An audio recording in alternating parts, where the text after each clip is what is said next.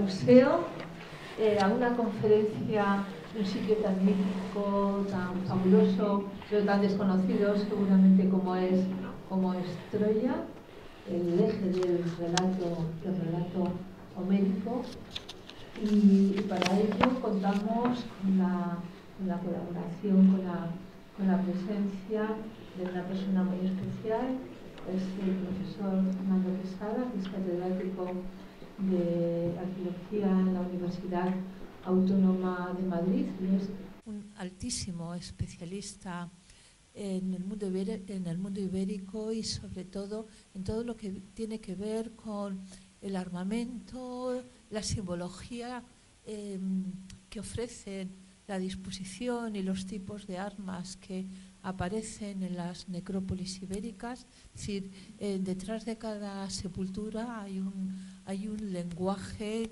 que es preciso reinterpretar, leer, estudiar, y él es una de esas personas que tenemos el placer de que nos han abierto muchas ventanas al conocimiento de muchos aspectos de los íberos y sobre todo de ese aspecto. Él es director de una revista dedicada a la guerra, a los conflictos, etcétera, en el mundo antiguo, que es Gladius. Él dirige también una revista muy señera que son los Anales de Prehistoria y Arqueología de la Universidad Autónoma de Madrid. Él, su tesis doctoral fue todo un hito en el estudio de la necrópolis ibérica. Él la dedicó a la necrópolis del Cigarralejo, que es un yacimiento fantástico que hay en Mula, en Murcia, y a partir de ahí, una carrera impresionante y una docencia en la que sus alumnos se sienten muy orgullosos, y seguramente nosotros también, segurísimo, hoy también, después de oírle esta disertación, estas reflexiones, esta presentación de ese yacimiento, repito, tan importante como es la antigua Troya. Muchas gracias, Fernando, por tu presencia, y sin más dilación, porque luego hay que coger un tren, te dejo. Muchísimas gracias, Rubí. Muchísimas gracias. Siempre es un placer estar aquí y ver, aunque sea rapidísimamente, a viejos y queridos amigos. La última vez que estuve aquí, a las 32 horas, se declaró el confinamiento COVID. Así que espero no ser gafe y no traer mala suerte. ¿Este micro me hace falta o teniendo el que tengo aquí es innecesario? Perfecto. Bien, pues vamos allá. Todos ustedes conocen esta película, ¿verdad? Troya, con Brad Pitt, nada menos, ¿no? Esos ojos azules gélidos.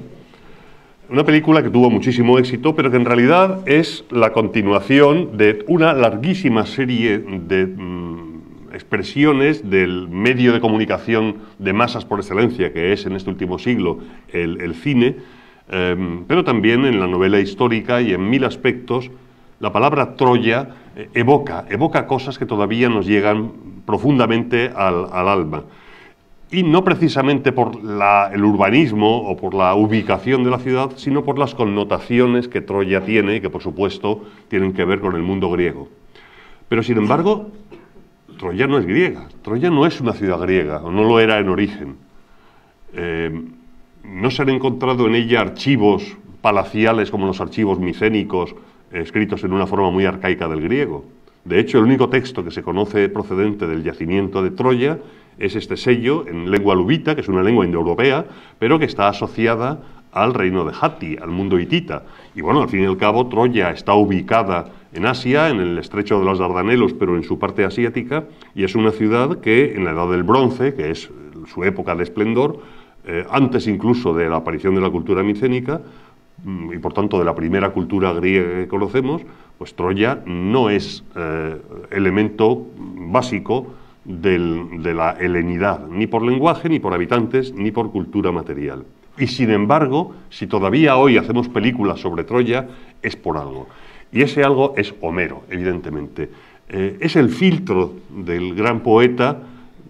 No vamos a entrar ahora si es un solo poeta, si son dos, si es el mismo autor el que hizo o dio forma final a la Ilíada y el que dio forma final a la Odisea, pero la guerra de Troya, esos 10, 15, 20 días que narra el poema dentro de la fase final de un asedio de 10 años, es la clave de todo, porque Homero genera una serie de personajes que pueden o no tener un correlato histórico directo, pero que forman parte del acervo cultural, no ya de Grecia antigua, por supuesto, sino del acervo cultural occidental. El astuto Ulises, el valeroso Héctor, pero a la vez gran padre y gran esposo. Aquiles, una máquina de matar fría, pero que al tiempo carga con una pesada carga. Príamo, el padre, que se abraza a las rodillas del asesino de su hijo para suplicar por que le devuelva el cadáver. Las pasiones que forman parte de la Ilíada y de Homero, en Troya, delante de Troya o dentro de sus murallas, están todavía presentes en nuestra cultura. Y desde luego lo estaban muchísimo más en el mundo griego antiguo. El mundo griego genera un impacto, el mundo troyano, la ciudad de Troya y lo que en ella pasó durante siglos. El concepto de timé, de honor, que sostiene Aquiles, la atimía, la humillación que supone Cleos, la hibris, es decir, toda una serie de conceptos que son esenciales a la mentalidad griega de época arcaica, de época clásica y de época helenística, están ya en Troya, delante de Troya, en el campamento aqueo y en la familia de Príamo y de Héctor. Alejandro, por ejemplo, consideraba la Ilíada un viático, algo que debía llevar consigo, y nos dice Plutarco que dormía con una copia de la Ilíada bajo su almohada junto con un puñal para defenderse, como dos elementos claves en su vida. Y cuando cruza el Helesponto para atacar a Persia, lo primero que hace es visitar la ciudad. Con tal espíritu cruzó Alejandro el Helesponto, subió a Ilion, hizo un sacrificio a Atenea y libaciones a los héroes. A esos héroes que son esenciales en la mentalidad griega.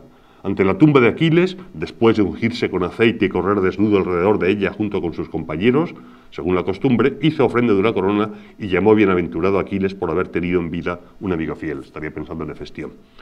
Pero no es solo Alejandro es un ejemplo, pero late en todo lo que es la helenidad. Todos ustedes, me gusta mucho el cine, es evidente, conocen la película además del mismo año, de Troya, de Alejandro, en este caso de Oliver Stone, y en un momento dado de la película, que ha sido criticada injustamente a mi juicio, porque tiene cosas muy bonitas y muy profundas, hay una batalla que es casi onírica, la batalla del río Hidaspes, la batalla en la India contra el rey Poro, en el que se enfrenta Alejandro con el rey Poro en su elefante, y cae herido. Y sus hombres van a recogerle y le levantan sobre un escudo. Y en el momento en que aquí están con los brazos extendidos, casi exánime, moribundo, su rey, el rey macedonio. Y el escudo, que apenas se le ve este escudo durante un par de segundos, captar el frame, la imagen, ha sido complicado en el ordenador, no es un escudo cualquiera. Es una réplica de una de las muchas reconstrucciones del escudo de Aquiles. El escudo que Aquiles llevó ante Troya, con el que combatió, y que había sido fabricado por Hefesto a petición de su madre, la ninfa Tetis. En el libro 18, durante más de 100 versos, se describe el cosmos, la cosmovisión de Homero y del siglo VIII a.C. en este escudo. La película tiene mucha más sabiduría dentro de lo que parece, como es esta cita expresa a esa pasión de Alejandro por los héroes homéricos y por Aquiles en particular. Pero no es solo el mundo griego, todo el mundo clásico. Todos ustedes conocen esta estatua, el Augusto de Prima Porta. Pero nos vamos a fijar, es una escena de Adlocutio, el general con el paludamentum, con el manto militar, se dirige al ejército, le arenga. Pero a sus pies, pequeñito, hay una estatua curiosa, un cupido alado, sentado sobre un delfín, que tiene la cabeza estampada contra el suelo, todo hay que decirlo. ¿Y qué es esto? Pues esto es que aquí Augusto está aludiendo a que él pertenece a la gens Julia que desciende de Venus, y Cupido es el hijo de Venus, y el delfín alude al mar, igual que en la Venus del Museo del Prado aparece el delfín. El delfín es la alusión a la Venus nacida de la espuma del mar.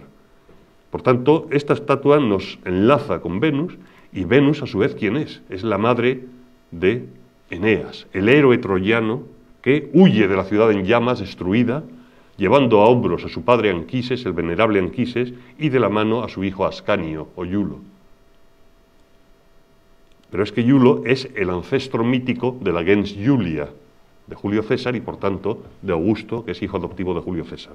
El círculo se cierra. Troya está presente en la base de lo que los romanos piensan que es su ciudad. Eneas, un troyano, está entre los fundadores míticos, ancestrales, de la ciudad. Y en el caso de César, Augusto, hijo de Julio César, es un ancestro supuestamente directo de su familia. Y no solamente los griegos y los romanos.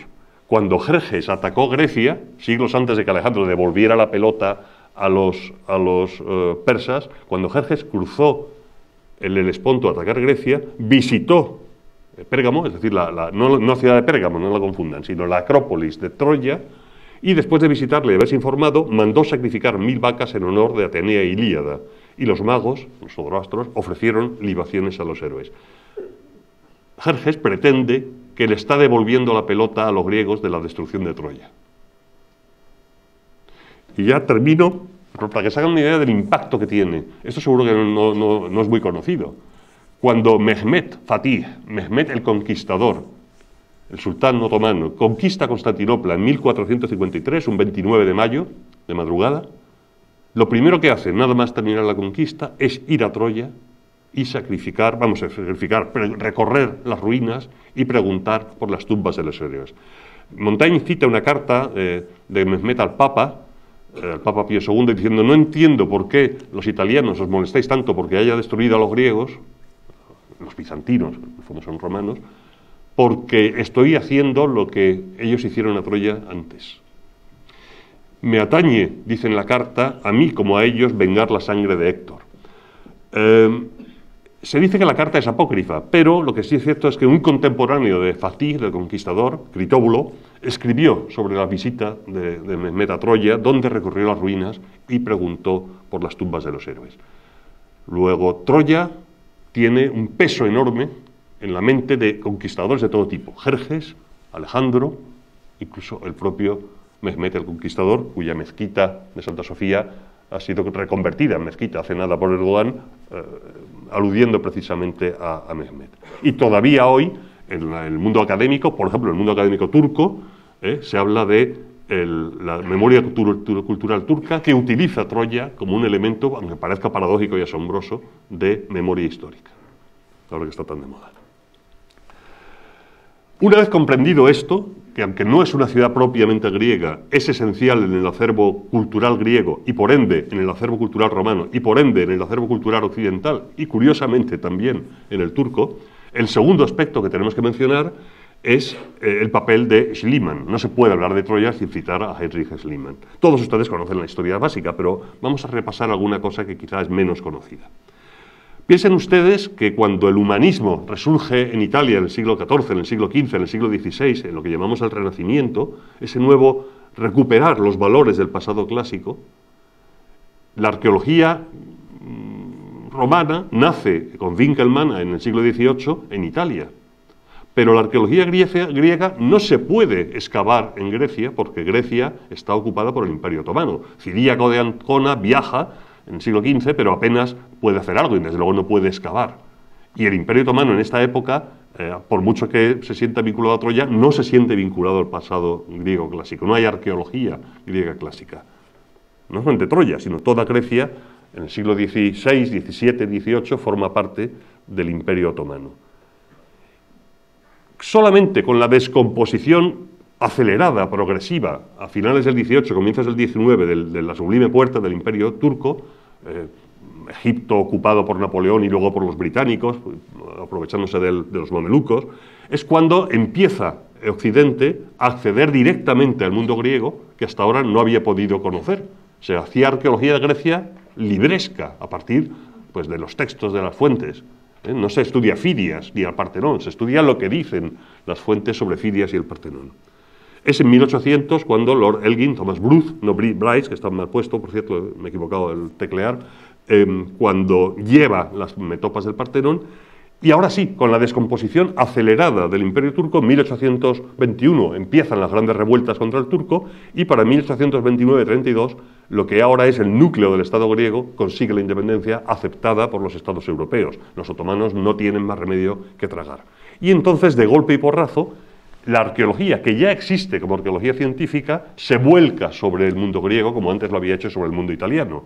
Los austríacos excavan en Samotracia, los franceses en 1873 en Delos y luego en Delfos, los alemanes en Olimpia, se reparte, el mundo colonial europeo se reparte no iba a decir el saqueo, sino la excavación de los grandes yacimientos griegos.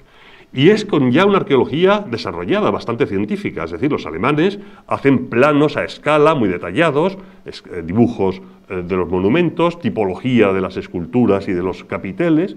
Y hay una arqueología bastante desarrollada en 1870. Ha surgido en Europa Central, en Italia, y se aplica en Grecia. Y es en este contexto, de 1870 y tantos, cuando este personaje, que es un lobo de Wall Street, es un comerciante sin escrúpulos, que lo mismo comercia con el oro de California en la fiebre del oro que con las pieles siberianas a través de San Petersburgo y del Imperio zarista, cuando este personaje, Heinrich Schliemann, un comerciante, un tycoon de las finanzas, diríamos hoy, que además maneja perfectamente el dinero para controlar a los medios de comunicación, que empiezan a ser importantes, utiliza su pasión de fondo para dedicarse a la arqueología. Y se atribuye a él el descubrimiento de la colina de Hisarlik, del Hisar, el castillo, y la excavación de Troya. Eso es cierto, y no lo es del todo. En realidad, quien había excavado en Troya antes que él, que estaba convencido que aquella colina, y no Burnaburias, 8 kilómetros más al sur, era Troya, no era Schliemann, fue este otro individuo desaliñado que vemos aquí, Frank Calvert, cónsul ante la Sublime Puerta por Gran Bretaña y por Estados Unidos, arqueólogo amateur, pero más formado que Schliemann, que al fin y al cabo no era un arqueólogo ni pretendía serlo, era un iluminado con muchos recursos económicos, fue el que había comprado parte de la colina, había excavado ya y fue el que le dijo, aquí está Troya. En sus primeros informes y sus primeras declaraciones, Schliemann, que se pone a excavar a una escala enorme, porque él puede permitírselo, tiene los recursos económicos privados, reconoce la aportación de Calvert, pero luego le orilla y al final Calvert queda prácticamente olvidado, salvo en el mundo académico, que siempre tendemos a recordarle con afecto. Y no olvidemos que cuando Schliemann está excavando en Troya, también va a excavar en Grecia continental, va a descubrir el Círculo A de Micenas. No está solo y no está inventando la arqueología. Aunque tenemos a la idea de que cuando excava Schliemann está la arqueología empezando y que la arqueología clásica no se va a desarrollar hasta después, en realidad es al revés. La arqueología clásica de Olimpia, de Delfos, ya se estaba haciendo a muy buen nivel, con muchas publicaciones. Y es Schliemann el que llega como un elefante en una cacharrería a excavar con unas técnicas totalmente obsoletas ya en 1870. Muy poco después, en 1900, cuando todavía Schliemann está en sus últimos trabajos de campo, Arthur Evans, que sí que es no es un arqueólogo propiamente dicho, pero sí es un clásico, un clasicista, dicen los británicos, está excavando en el Palacio de Nosos, abriendo un nuevo mundo, igual que Schliemann descubre dos mundos, el mundo de Troya y el mundo de Micenas, que están relacionados. Evans descubre el mundo de Nosos, y en 1904 Flinders Petrie está generando la arqueología moderna, tal como la conocemos, con la seriación cerámica en Egipto, y unos años después, 2 décadas, ya Howard Carter excavará con criterios que hoy podemos criticar, pero que en su época eran ejemplares, la tumba de Tutankamón. Schliemann conoció a Petrie, y Petrie está en un extremo de metodología arqueológica de alto nivel y Schliemann está en el otro, porque nunca dejó de ser un aficionado. Todavía hoy, cuando se visita Troya, una de las cosas que se ve es esta inmensa zanja que corta la montaña de lado a lado, y es la llamada zanja de Schliemann. Y aquí están las sucesivas Troyas, Troya 2, Troya 3, Troya 4, que forman la estratigrafía, y que él cortó de una manera que incluso en su época ya era brutal. Pero Schliemann era un hombre inteligentísimo y rápidamente se dio cuenta de sus limitaciones y al cabo de unos pocos años contó con Dörpfeld, que sí que era un arqueólogo profesional formado en la escuela alemana, y a partir de mediados de sus excavaciones, estas inmensas zanjas, que es más destrucción que otra cosa, se convirtió en una excavación mucho más seria. Y es gracias a Dörpfeld por lo que podemos reconstruir una Troya, que es de la que les voy a hablar enseguida. Schliemann no tenía en ese sentido escrúpulos. Él, en los niveles inferiores, encontró los restos de una ciudad incendiada, de muy alto nivel, con murallas, torres, bastiones fuertes, y oro, tesoros. Y anunció al mundo que había descubierto el tesoro de Príamo, y de hecho, con parte de las joyas hizo fotografiar a su mujer, griega.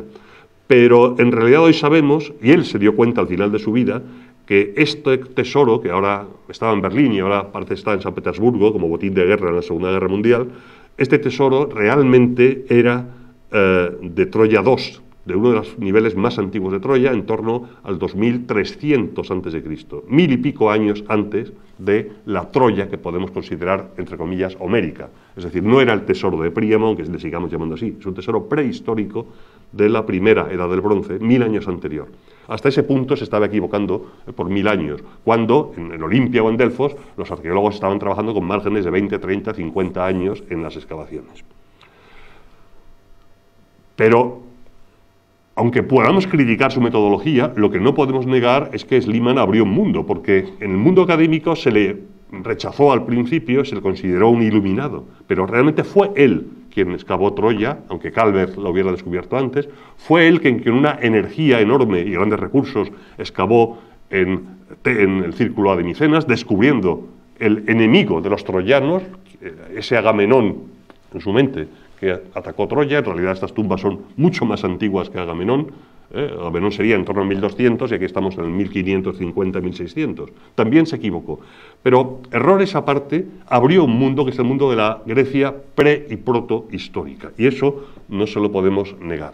Por tanto, el veredicto es ambiguo. Hay arqueólogos muy estrictos que consideran pues, que era un soñador que excavó y que mezcló piezas de distintos periodos para crear el tesoro de Príamo, que parece ser que ni siquiera es un solo tesoro, sino son elementos de 20 escondrijos distintos. Y hay otros que consideran que, aparte de ser un gran, digamos, comerciante, pues fue un filántropo y que abrió un mundo.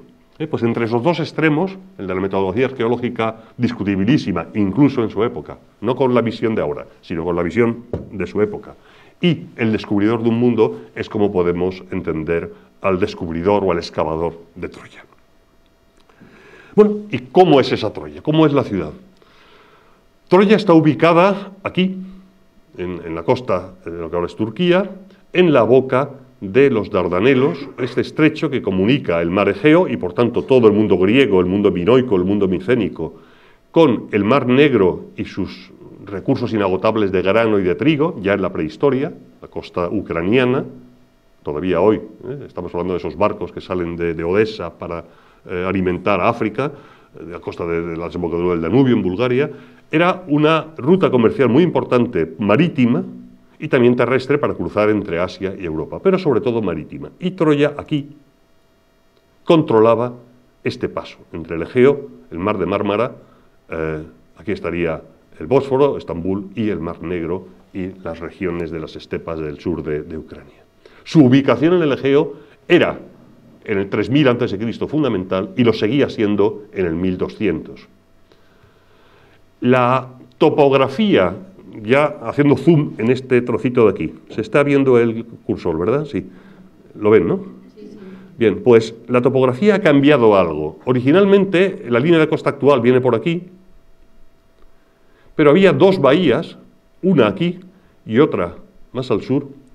Por tanto, Troya en su momento estaba prácticamente pegada al mar, en un buen puerto natural, y en un segundo puerto, la bahía de Bésica, que es donde los arqueólogos hoy piensan, y creo que tienen razón, que estuvo situado el campamento aqueo, porque yo estoy por pensar que sí, que hubo una guerra de Troya, no exactamente en los términos de Homero, pero sí en lo esencial.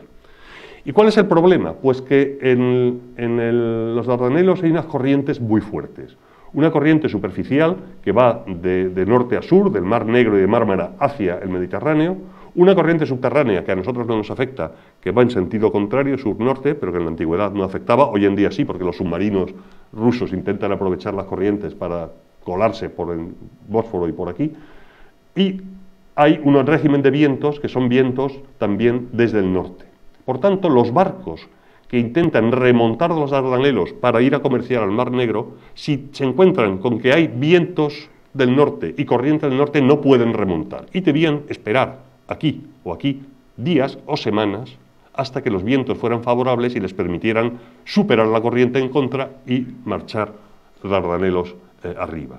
Por eso la ubicación de Troya en este comercio es esencial, porque al controlar estas dos bahías puede ofrecer refugio a los comerciantes, cientos de barcos muchas veces, y a la vez cobrar de ellos un derecho de portazgo, de puerta. Esta es la situación actual desde la zanja de Schliemann. Estamos en lo alto mirando hacia el norte, aquí ya se ve el mar, los Dardanelos. Todo esto, que ahora es una llanura totalmente plana, es una llanura aluvial de colmatación. En la antigüedad era esta bahía.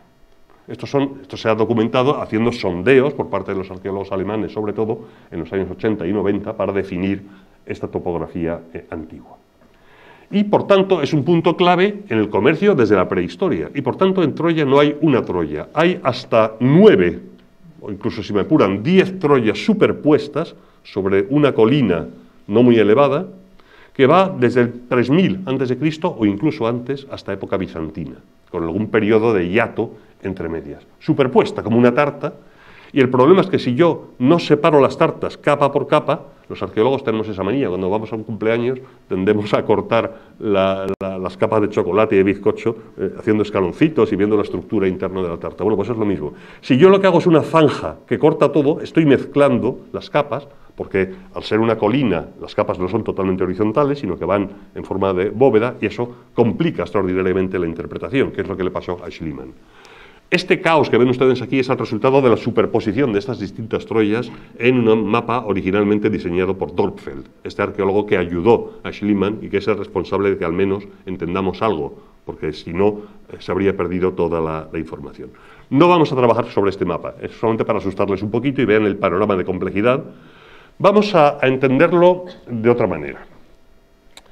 Desde más o menos al 3000 hasta el final de la Edad del Bronce, hasta el 1000, hay 7 Troyas superpuestas que abarcan el bronce antiguo, equivalente al bronce antiguo en Grecia, la llamada cultura marítima de Troya, correspondiente más o menos al Heládico Medio, la cultura llamada anatólica, las Troyas 4 y 5, el cenit de la cultura troyana está a caballo entre el bronce medio y la cultura micénica, y la guerra de Troya, si se dio más o menos aquí, hacia el 1200-1180. Luego volveremos sobre estos garabatos que he puesto aquí. Para que se hagan una idea, en comparación con Creta, por ejemplo, pues el bronce antiguo de Troya, que es una ciudad importante, es una época en que Creta no tiene palacios todavía, y los primeros y segundos palacios de Creta corresponden con el momento de apogeo de la cultura troyana, la 5 y la 6, y si quieren complicarse un poco más la vida, el imperio antiguo, la época de las pirámides en Egipto corresponde con la cultura marítima troyana, una ciudad que no existe ni en Grecia continental, ni en Creta, ni en las Cícladas. El bronce medio, el reino medio, con la cultura, digamos, anatólica, Troyas 4 y 5, y el reino nuevo, la época de Hatshepsut, de Akenatón, de Ramsés, también corresponde con este bronce reciente, que es la época más interesante, ¿verdad? Los segundos palacios cretenses, los micénicos, Troya 6 y el reino nuevo en Egipto. Ya estamos más situados, ¿verdad? Estamos en este sector. Pero claro, tenemos que empezar hablando de la Troya más antigua. Porque efectivamente, aunque sea muy poco conocida, la época de la cultura marítima del bronce egeo, en la boca del Egeo hacia los Dardanelos, es en este sistema un poco más simplificado, entre el 3000 y el 2300, es esta Troya de aquí. Porque para entender cómo funciona Troya, y si algún día la visitan, ya sé que en este viaje no lo van a hacer porque pilla muy a otras manos, muy complicado hacer la visita, pero merece la pena. Troya no solamente está superpuesta una encima de otra, sino que además está creciendo en extensión. La Troya más antigua, la Troya 1, abarca apenas un poco más que un campo de fútbol, aquí. Y luego la muralla se va extendiendo, pero no como un anillo, sino solamente hacia el sur. porque la pendiente de la colina lo permite. Por tanto, Troya 1 es esta, Troya 2, Troya 6, la Troya romana en azul, es decir, va creciendo también en extensión, ampliando su tamaño, es importante que lo entiendan. Pero la Troya 1 y 2 y 3, la Troya más antigua, del bronce antiguo, que es la que nos interesa ahora, es esta parte, esta cima de la colina, y se conoce sobre todo gracias a la zanja de Schliemann, que corta por aquí el terreno. Pero esta Troya del bronce antiguo ya nos está hablando de una segregación social, porque esto no es Troya, esto es la ciudadela de Troya. Todo lo que se publica en los mapas, estos mapas, estos planos, no es la ciudad de Troya, es la Acrópolis, es la zona palacial de Troya, y lo era ya en el bronce antiguo. Donde hay, esto que se excava es la zanja de Schliemann, todo esto está sin excavar porque está cubierto por las estructuras posteriores. Es una cultura donde aparece cerámica a mano, entre ellas el famoso de Pas, que es una copa de alcohol, que es una de las formas más características del bronce antiguo. Una ciudad ya fortificada con una buena muralla de sillarejo, con las paredes ataludadas. Y es el núcleo de una ciudad, que tiene una ciudad alrededor, una ciudad baja, en la ladera, de casas que no son palaciales. Lo importante de esta Troya 1 y de esta Troya 2, que es la ampliación de la Troya 1, es que es contemporánea de los primeros restos de civilización compleja que surgen en el Egeo, mucho más tarde que en Egipto o mucho más tarde que en Mesopotamia. Estoy pensando en las Islas Cícladas, el yacimiento de Jalandriani en Siros, que se parece a los millares de Santa Fe de Mondújar en Almería, con murallas y bastiones, o es la Casa de las Tejas en Lerna, una de las ciudades más antiguas de Grecia, que son el nacimiento de una civilización compleja y de concentración de poder y de estructuras de tipo palacial que en Grecia y en las Cícladas no triunfan. Y al final hacia el 2300 desaparecen. En cambio en Troya no. Troya 1, Troya 2, Troya 3, las Cícladas y la Casa de las Tejas en Lerna o el edificio circular de Tirinte, mucho antes de Micenas, son los inicios de una civilización compleja en el Egeo, de los cuales solamente va a triunfar durante estos siglos el mundo troyano, precisamente por esta ubicación especial. Troya 2 es una continuidad de la Troya 1, Troya 1 era esta marrón oscuro, esta más anaranjada, espero que sí, se ve muy bien, está perfectamente calibrada la pantalla, perfecto. Pues esta más anaranjada es Troya 2, con estos edificios que son grandes almacenes rectangulares y un protomégaron, del tipo de edificio palacial, 600 años antes o 700 años antes de Micenas, este edificio de aquí. Esta Troya 2, que va creciendo, ya tiene una ciudad baja, esto es totalmente especulativo, porque no se ha excavado. La ciudadela ya tiene casi 1 hectárea, tiene salas nobles, tiene capillas, tiene una muralla de 330 metros de longitud, con una entrada monumental en rampa, aquí, y otra aquí, la vamos a ver enseguida. Su cerámica muestra contactos con todo el Egeo, es decir, es un foco de comercio en el 2000 y pico antes de Cristo. Tiene, ya digo, una ciudadela baja con una empalizada de madera. O sea, eso sí se ha encontrado arqueológicamente los restos de los postes, y por eso se permiten los arqueólogos alemanes hablar de esta ciudadela baja. Hay ya cerámica a torno, y esta es la Troya del tesoro llamado de Príamo, 1000 años antes de Príamo, la confusión de Schliemann que les comentaba. Aquí se ve mejor, edificios ya, este no es el mismo de antes estaba en este sentido, y ahora son estos de aquí. Es decir, se va reconstruyendo encima de la Troya 1, pero son edificios de tipo palacial, almacenes, incluso puertas de tipo monumental. Esto se conserva todavía, se puede visitar. Fíjense la rampa de piedra protegida que tendría este aspecto, esta entrada monumental desde este punto hacia arriba. A esta Troya 2 sigue una etapa algo más átona, un poco menos imponente, que es la Troya 4 y 5, entre final del 2200, 1870, coincide más o menos con el Reino Medio en Egipto, con el Heládico Medio en Grecia, con la época prepalacial, todavía no hay palacios en Creta, pero la ciudadela sigue creciendo hasta casi 20.000 metros cuadrados, pero da la sensación de que esta Troya, en lugar de mirar al Egeo, como en la fase anterior, ahora mira hacia Anatolia, hacia el continente. La cultura también varía, son estos vasos prehistóricos, evidentemente, con tapas en forma de cabeza humana o también con cuello imitando una cabeza humana, pero, digamos, la superficie de la ciudad no ha crecido demasiado.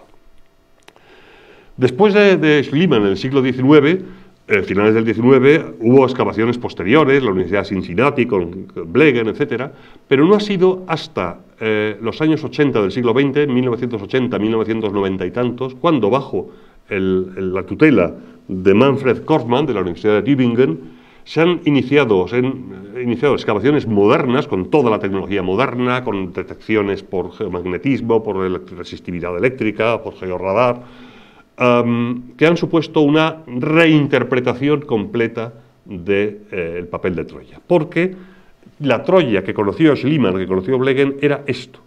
Esto es Troya 6, pero que es prácticamente Troya 2 en volumen, es decir, la ciudadela, con el mar justo detrás. Pero lo que han propuesto los arqueólogos alemanes, y ha dado lugar a una gran polémica entre Korfmann y su enemigo en Tübingen, Dieter Hertel, que acabaron pegándose literalmente en un hemiciclo como este, se cogieron del cuello y acabaron rodando por las escaleras en un ataque de academia violenta, ¿verdad? La pasión tiene eso. Para Korfmann hay indicios arqueológicos suficientes para pensar que si esto es la ciudadela de Troya, Troya se extendía muchísimo más hacia el sur, sobre todo a partir del año 1800 a.C., coincidiendo con los primeros palacios en Creta. Aquí estaría la bahía de Bésica, la gran bahía, y que Troya tendría, por tanto, una superficie mucho mayor. Ahora, lo que le acusan sus críticos, Dieter Hertel y otros, es que todo esto es un invento, porque, aunque se han encontrado restos de esta puerta, un foso excavado en la roca, que está porque está excavado en la roca y tiene el ancho de este sector central del hemiciclo, pero y hay arranques de la muralla junto a la ciudadela. Todo esto es un caserío inventado. No hay pruebas de que este caserío estuviera totalmente habitado, lleno de casas o no. Korfmann dice que la ciudadela de Troya jamás podría ser una ciudad importante. Ahora, una ciudadela así, con este perímetro que más o menos sí está bien documentado, sería una ciudad de 7.000 habitantes que correspondería a la fama de una ciudad poderosísima, riquísima, que es la que atraería la codicia de los micénicos hacia el 1200. Esta es otra de las reconstrucciones, con una ciudadela de 2 hectáreas y una ciudad de 27 hectáreas, es decir, más de 10 veces mayor, casi, donde todo este caserío realmente es una reconstrucción, digamos, impresionista. Pero las excavaciones sí que han localizado tramos del foso en este trazado y parte de las empalizadas y de las puertas cruzando el foso en el extremo sur, aparte de una necrópolis aquí, correspondiente a este periodo. De aquí a aquí hay casi medio kilómetro, para que se hagan una idea. Todo esto hoy en día está protegido. Por aquí está el Museo Nuevo de Troya, que se acaba de inaugurar hace un par de años, y esto que ven aquí en azul, olvídense por ahora, es la Troya romana, la Troya 9 y la Troya 10, pero eso no nos preocupa ahora. Esta sería la Troya 1, la Troya 2, 3 y luego la Troya 6, acompañada de toda esta ciudad. Es una reinterpretación radical porque convierte una ciudadela del tamaño de 2 campos de fútbol en una ciudad de 30 hectáreas de superficie.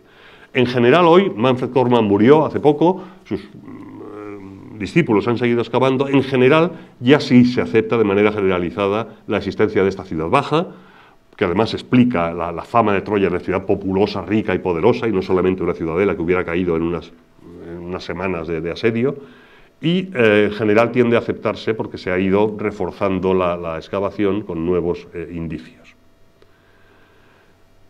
Pero el cenit de Troya no es la Troya mediterránea o la Troya balcánica, sino es la Troya llamado estrato 6, que va correspondiente más o menos a los palacios minoicos y al nacimiento y desarrollo de la cultura micénica.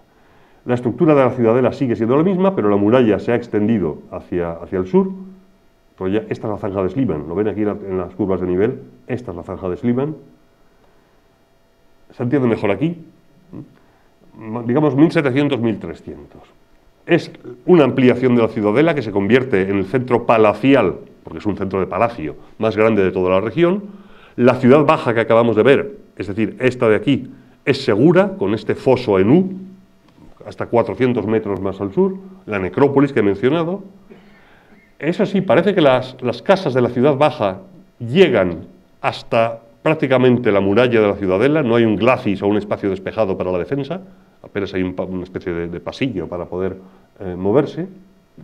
Y la muralla es una muralla de alto nivel, es una muralla de 6 metros de piedra en altura, con otros 2 o 3 metros en barro, en adobe, es decir, una muralla de 9 o 10 metros, como una casa de 3 pisos, con un espesor de muralla de 4 o 5 metros, con una técnica que ahora vamos a ver, posiblemente pensada para evitar los terremotos o para minimizar los efectos de los terremotos tan terribles en la península anatólica, con bastiones, como estos de aquí, con un bastión enorme, el bastón nordeste, que incluye una cisterna, un pozo artesiano a un manantial subterráneo que permite abastecer de agua la ciudadela, aquí, con unas puertas ennoblecidas, igual que en Troya II habíamos visto la rampa con la colocación de estelas a sus pies, una Troya que conoce el caballo y el carro de guerra por primera vez, que está apareciendo aquí en Anatolia en este periodo, en 1700, que comercia con todo el Egeo, que ahora está a caballo entre el imperio hitita que están haciendo y el mundo micénico y minoico, es decir, que comercia y sirve de enlace entre ambos universos, y que fue destruida por un terremoto catastrófico hacia el 1300 a.C. Se pensó, hace muchas décadas, que esa era la Troya homérica. Luego se demostró que no, que era una destrucción de terremoto. La forma en que caen los edificios y las murallas es muy distinta si es una destrucción humana, donde se ve que han caído piedra a piedra prácticamente con palancas, a una destrucción de un terremoto donde caen tramos enteros de 30 a 40 metros de muro que caen ondulados como consecuencia de las ondas sísmicas. Hoy está claro que Troya 6 cae por un terremoto, pero es inmediatamente reocupada y reconstruida prácticamente en la misma superficie, con las mismas características. Y esa es la Troya que en los libros ustedes van a encontrar, que es Troya 7A, que correspondería a la Troya de Homero, a la Troya de la guerra descrita en la Ilíada. Lo que pasa es que si miran libros desde hace 70 años hasta hace 5 o 6 años, es Troya 7A, pero ahora los arqueólogos alemanes, siguiendo algo que ya husmeó o lió Dörpfeld en época de Schliemann, han redenominado Troya 7A como Troya 6I, porque cada una de esas Troyas son 10 o 12 Troyas superpuestas, es mucho más complicado, estoy simplificando. De manera que si ahora encuentran Troya 6I, es la Troya de Homero, es el equivalente de la Troya 7A en los libros más antiguos, es lo mismo. Lo que pasa es que hoy sabemos que la Troya 7A no era una cosa distinta, eran los mismos habitantes de Troya 6 que reconstruyen la ciudad. Y por tanto es mejor darle el apelativo, la descripción 6, para entender que es la Troya rica del apogeo, que sufre un terremoto pero se recupera. Y ahora sí, la Troya 6I es la que de nuevo sufre una destrucción, otro nivel de incendio, y aquí sí parece que es una destrucción humana. Si hay una candidata a ser la Troya homérica, si existió la guerra de Troya, aquí es esta Troya 6I, antes 7A. Lo lamento, pero como ustedes son uno que son curiosos y van a leer, pues no se líen porque puede ser confuso. Esta es la Troya 6, la Troya del apogeo. Fíjense qué pedazos de bastiones, con estos muros, con esta forma tan curiosa, que es lo que llaman los ingleses offset. Es que el muro se escalona, encima tenía otros 3 metros de adobe, y hay quien ha pensado que esto era parte del andamiaje utilizado para sujetar las vigas de madera para alzar el adobe por encima, el realzado de la parte más alta de la muralla hasta llegar hasta los 9 metros. Otros piensan, aquí se ve muy bien, que no, que esto es antisísmico, que es una forma de asegurar y de reforzar la muralla, evitando que las ondas sísmicas tiren tramos enteros, pero fíjense que se han molestado en colocar las piedras y luego las han ido tallando una por una para hacer el escalón. Y fíjense además como la muralla, que tiene estos 5 metros de espesor, aquí se abre y forma un pasillo de entrada, de manera que la puerta está defendida por ambos lados. Los atacantes pueden llevar un escudo en un brazo, pero no en los dos, de manera que están siendo objeto de ataque por el blanco que no lleva un escudo, bien desde aquí, bien desde aquí. Este es uno de los pasillos a la entrada de Troya 6, es este pasillo que ven aquí. La foto que les estoy poniendo, esta de aquí, con la puerta aquí, está hecha, la hice desde aquí, en este sentido. Es imponente, Y en la esquina, es decir, aquí, está este bastión inmenso, que hoy en día está lleno de maleza. Esto es cuando lo limpiaron, pero se ha vuelto a llenar de maleza, aquí se ve bien. Esta es la reconstrucción, que tiene dentro un pozo artesiano. Es el bastión más imponente de la ciudad, con la reconstrucción antigua, con el adobe, el barro, realzando el zócalo, bueno, zócalo zócalo de 6 metros, pero el zócalo al fin y al cabo la muralla de sillar o de sillarejo y encima el barro. Y con una escalera, que es esta de aquí, que comunica la ciudadela con la ciudad baja, porque esto de aquí es el arranque de la muralla de la ciudad baja, es decir, que parece que está claro que sí, que hay toda la ciudad baja, esta comunicación. Y en otra de las puertas, fíjense el grosor de la muralla, están estas estelas simbólicas que quizás estuvieran pintadas en su época, que marcan en la delimitación como vetilos entre la ciudad baja y la ciudadela palacial, que es lo que es Cabo Schliemann. Esta es la reconstrucción, lo hemos visto en fotos, está hecha la foto desde aquí, el dibujo, las estelas que acabamos de ver, con relieves y con pinturas, una de las puertas, la reconstrucción de los alzados y las almenas está hecha tomando maquetas hititas, y la reconstrucción de la propia muralla de la capital hitita, Hattusa, y la ciudadela baja y la muralla de la ciudad baja. Y los caballos que les mencionaba ahora. No olvidemos que Troya en este momento está en la órbita del reino hitita. El reino hitita controla el centro de Anatolia, pero es un estado feudal en cierto modo, Dios me perdone por usar ese término, pero tiene reinos vasallos y posiblemente Vilusa, que es como se llama en los textos hititas, sea la Troya de alguna manera subordinada, dependiente o aliada, en el mejor de los casos, del reino hitita hacia el 1300, 1400, 1300 antes de Cristo. Y en el interior, pues hay bastantes restos de las casas, de los palacios de la ciudadela. Esta de aquí es la 6, esta es la 2, este es el Mégaron. Esta foto abarca este rectángulo, un Mégaron micénico. Esto es parte de la zanja de Schliemann y mirando al norte la bahía y al fondo están los Dardanelos. Esta parte no se ha podido estudiar porque parte se la cargó Schliemann y parte se la cargaron los romanos, porque cuando construyen, los griegos y luego los romanos de época helenística, construyen un gran templo Atenea y rebanan toda la cima de la colina para hacer una inmensa plataforma, y esto se convierte en un yacimiento, pero del siglo III a.C.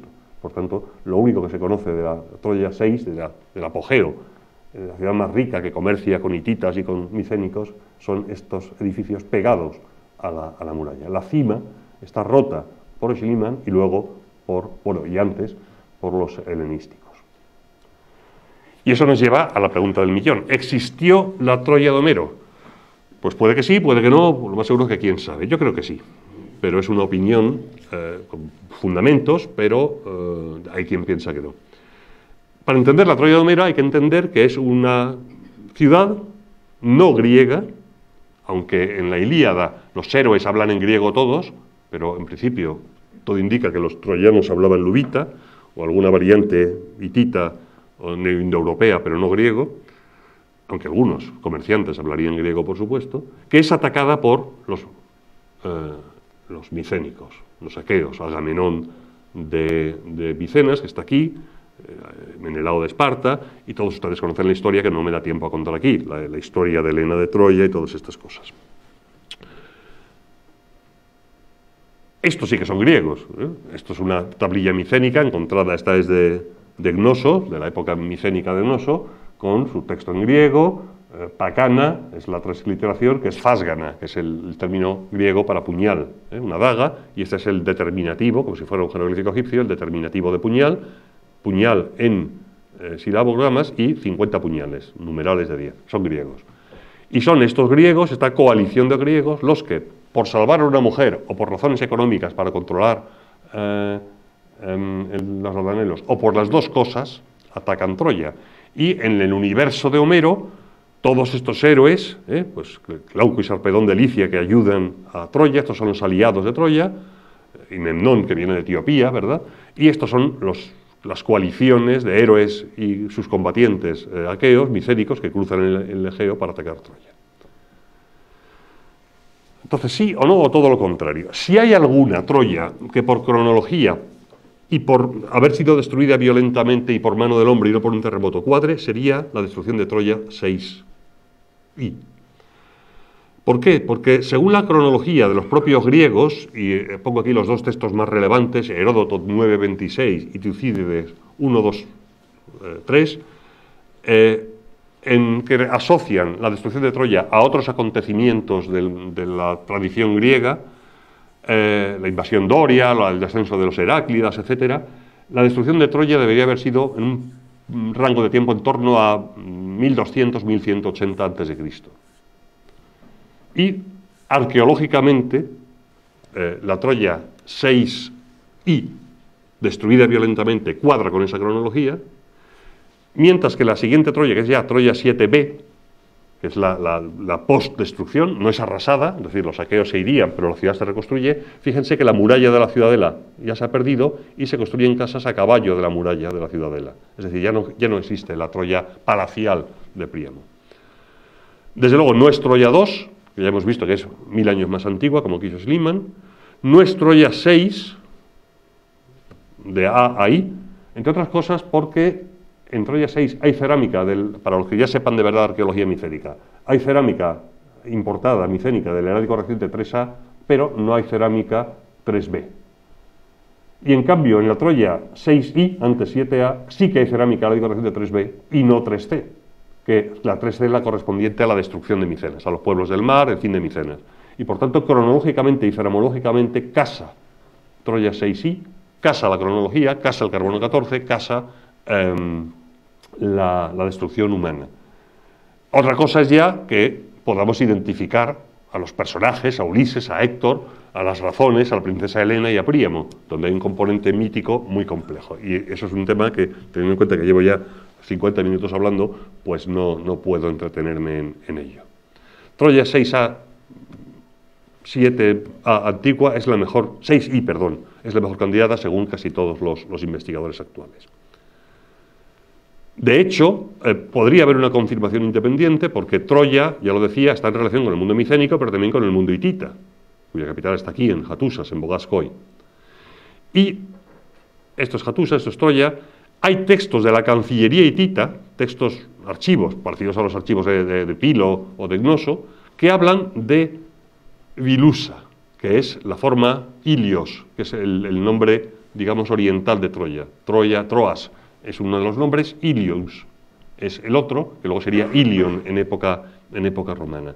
Y se habla en algunos textos, de luchas entre Ahiyawa y Vilusa, y estos Ahiyawa es muy difícil no sustraerse a la idea de que no son los Ahaioi, es decir, los aqueos, es decir, los micénicos.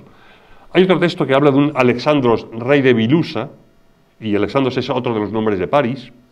Es decir, que aunque se discute muchísimo, y esto es muy enrevesado, podría haber una confirmación hitita independiente de la existencia de esta Ilion, con un rey Alejandros y con conflictos con los Ahiyawa, con los Ahaioi, con los aqueos. Eso no significa que la Ilíada sea una fuente histórica, porque si ponemos aquí la cultura micénica, es decir, el Herádico reciente, aquí los niveles de Troya, 7A antiguo, 6A, este dibujo era mío hace unos años, he tenido que cambiarlo. La tradición épica de la Ilíada es una mezcla de elementos que se van sumando a lo largo de transmisión oral durante siglos, hasta que, hacia el 750-700, una mente genial, llamémosle Homero, lo refunde todo. En ese proceso hay elementos de la tradición micénica y hay elementos que se han ido incorporando oralmente a lo largo de estos siglos, igual que seguro se han ido perdiendo otros.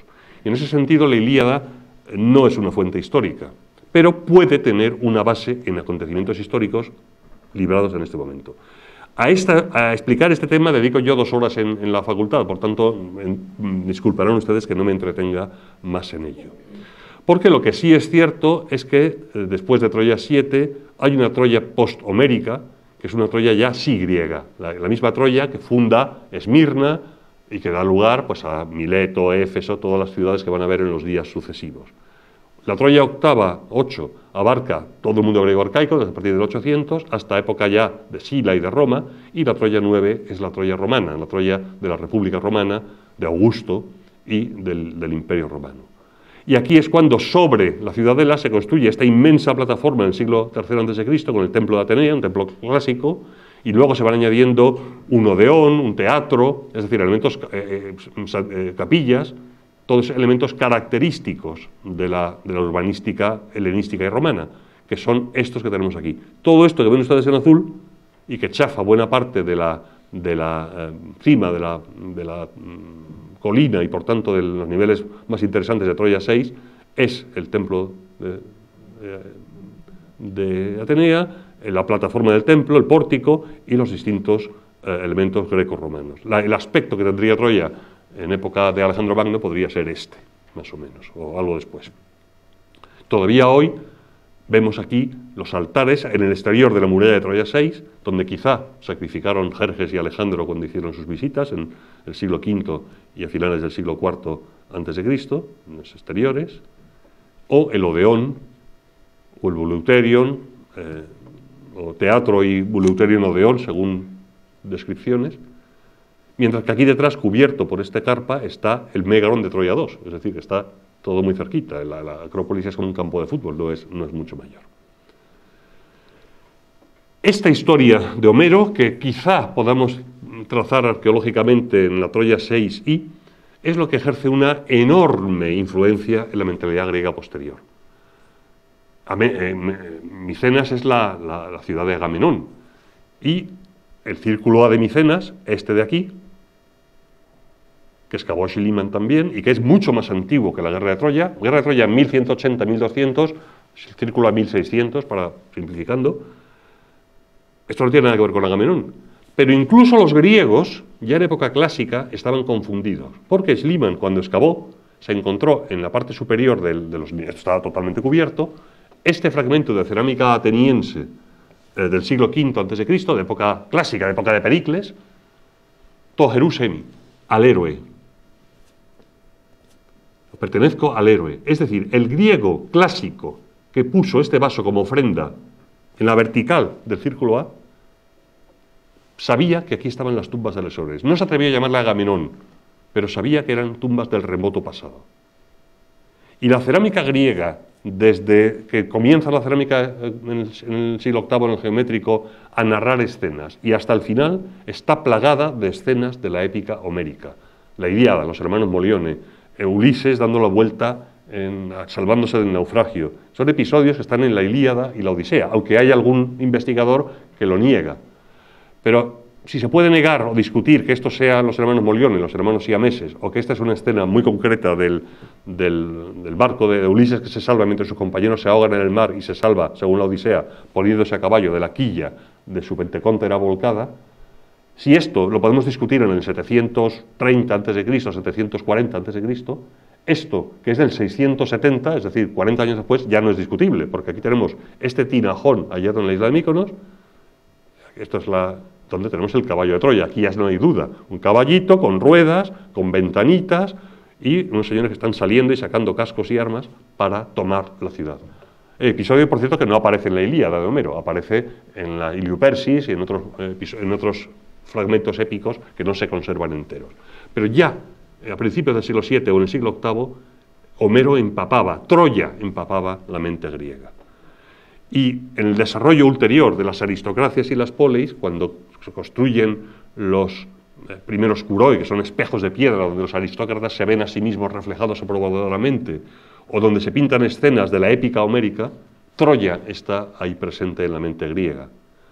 Y es una Troya que hoy podemos visitar y que además en los últimos años está teniendo unas grandísimas mejoras. Hoy en día Troya está perfectamente accesible, hombre, no para sillas de ruedas por todo el camino, porque hay algunos tramos con escalones, pero sí que hay un parque infantil, accesos totalmente informatizados para que a veces llegan muchos,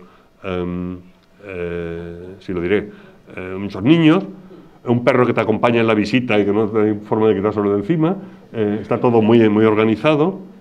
Hay cubierta para proteger los mégaros de Troya 2, hay una cartelería, incluso guías, audioguías, donde explican, por ejemplo, el sello Lubita que antes les enseñaba, y hace nada, en pleno COVID, se ha inaugurado este nuevo museo, parcialmente subterráneo, alejado de la ciudad, esta masa no importuna, no incomoda, luminoso, amplio, con muy buenos carteles y explicaciones de las distintas fases de la ciudad de Troya, y también, no solamente de la ciudad, es un museo de la Tróade, es decir, de los yacimientos alrededor, del supuesto túmulo de Aquiles y de otras ciudades de alrededor, bien expuesto, con un uso de hormigón vivo que tiene un cierto recuerdo a las cosas que tenemos aquí en el Museo de Albacete, con, ya digo, estos Ténedos, son ciudades de alrededor, con espacios para los niños, y también museológicamente, ya que estamos en un museo dando esta charla, pues es interesante tenerlo en cuenta, y fíjense el aspecto que tiene el museo, es imponente desde el punto de vista de la espectacularidad, y tiene piezas como este sarcófago de Polixena, también asociado al mito de Troya, que es espectacular. Así que sí que merece la pena. En último extremo, yo lo que querría que cuando visiten en este viaje a Turquía que van a hacer y vean la ruina, la columna, entiendan el edificio entero y sobre todo entiendan la sociedad y la mente que los creó. Y en ese sentido, aunque Troya, hay gente que dice, tampoco es para tanto, ya han visto que sí es para tanto. Troya es fundamental para entender al mundo griego. Así que espero que disfruten el viaje los que lo hagan y que hayan disfrutado al menos esta charla esta tarde. Muchísimas gracias.